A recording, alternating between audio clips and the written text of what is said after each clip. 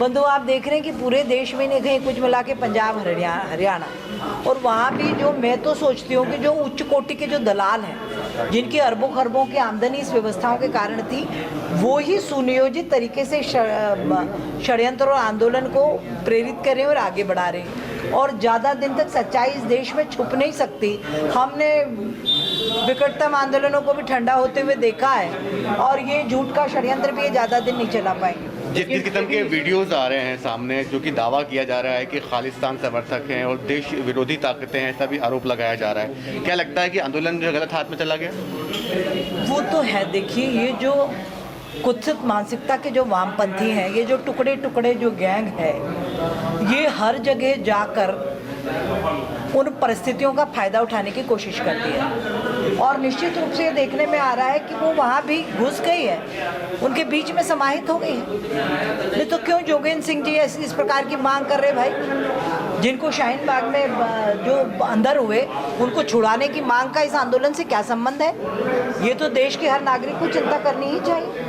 जो नाम बदलने की सियासत शुरू हो गई है लगातार, इंदौर में जो खजराना एरिया है उसका नाम, चाहे वो भोपाल का जो ईदगाह हिल्स है उसकी बात हो या और भी बहुत सारी बात हो, आप संस्कृति मंत्री हैं, आप एक क्या पुनर्जागरण के रूप में देखती हैं इस मांग को या फिर कुछ राजनीति भी इसमें इन्वॉल्व है?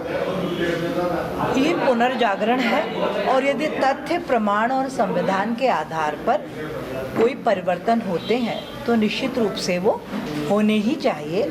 आज़ाद भारत की स्थितियाँ आज़ाद भारत जैसी दिखाई देनी ही चाहिए। हम भोपाल की बात करें या अन्य जिन क्षेत्रों में नाम बदलने की मांग आ रही है, वो एक मनगढ़ंत खड़ा की हुई बात नहीं है, वो तथ्य और प्रमाणों के आधार पर खड़ी की गई बात है। अब हम 1400 साल के इतिहास पर भरोसा करें, 14,000 साल के, ये तो हमको सबको मिलकर सामूहिक रूप से तय करना पड़ेगा।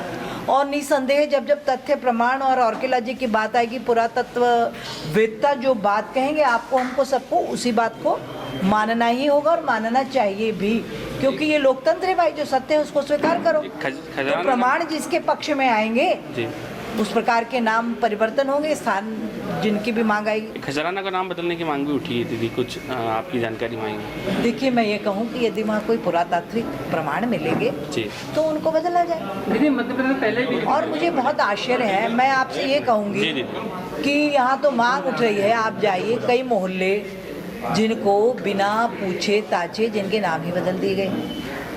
आप इंदौर में जाइए, देख ढूंढ के आइए शास्त्री कॉलोनी कहाँ पर है और आज उसका नाम क्या है।